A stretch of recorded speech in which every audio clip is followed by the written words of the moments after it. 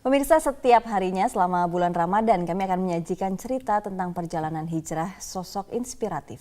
Ya, dan dalam segmen hijrah kali ini ada kisah tentang seorang narapidana mantan pencuri emas yang harus merasakan dinginnya jeruji besi, namun justru di titik terendahnya tersebut ia menemukan hidayah dan menjadi sosok yang menginspirasi bagi orang di sekitarnya.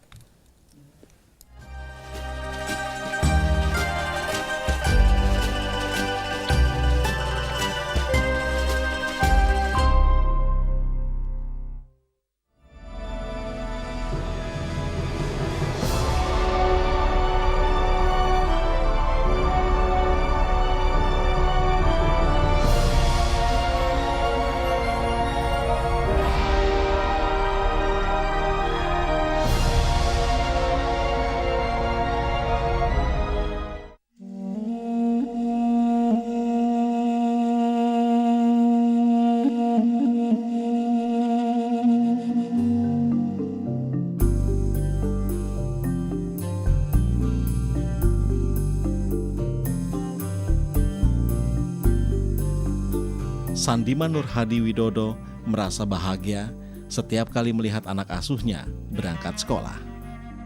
Pendiri pondok pesantren dan panti asuhan Al-Ghifari yang berada di Dusun Gentan, Desa Sidorejo, Kecamatan Lendah, Kulon Progo, Yogyakarta ini tidak menyangka dirinya yang tidak lulus sekolah dasar dapat menyekolahkan puluhan anak secara gratis.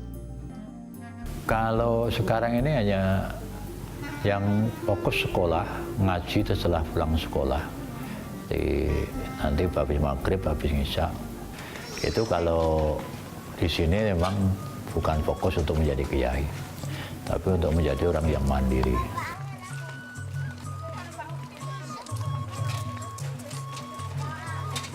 Kegiatan Sandiman saat ini mengelola pondok pesantren dan panti asuhan.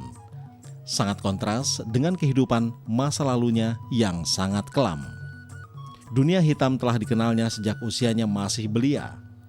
Umur 8 tahun, Sandiman telah mengenal kartu alias perjudi. Perjalanan kehidupan yang memang sukanya mau enak sendirilah, katakanlah kayak orang-orang itu mau punya duit tapi nggak kerja dan sebagainya, kita ya judi, mencuri dan sebagainya. Kehidupan Sandiman berubah ketika dipenjara di Lembaga Permasyarakatan Wirogunan, Yogyakarta. Sandiman masuk penjara pada tahun 1995 karena merampok 7 kg emas. Namun justru di dalam penjara, Sandiman mendapatkan hidayah. Di dalam penjara, Sandiman mengenal dan belajar sholat. Sandiman hanya menjalani hukuman 3 tahun dari 4 tahun masa hukuman karena berkelakuan baik. Saya di dalam itu dulu memang ambil hikmah dari anak muda yang namanya Munir dari Klaten itu. Karena saya waktu itu menjadi kepala kamar, sehingga setiap dia dibesuk itu setor dengan saya, ya rokok ya dan sebagainya. Waktu itu roti. Setelah saya soroti kan dia sholat, baru Rabu waktu itu ya.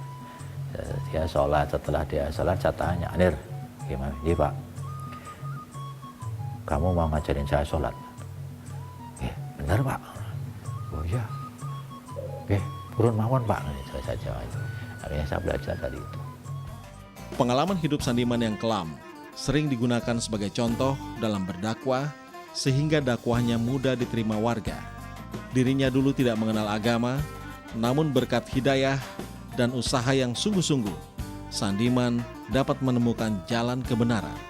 Jadi kita nggak jauh secara nggak begitu rumit cara menggambarkannya, ya diri kita sendiri aja. Bagaimana dengan orang yang sholat, kita nolak betul dengan orang sholat. Apa artinya sholat ya makan, enggak ya makan, enggak sholatnya enggak apa-apa kan itu.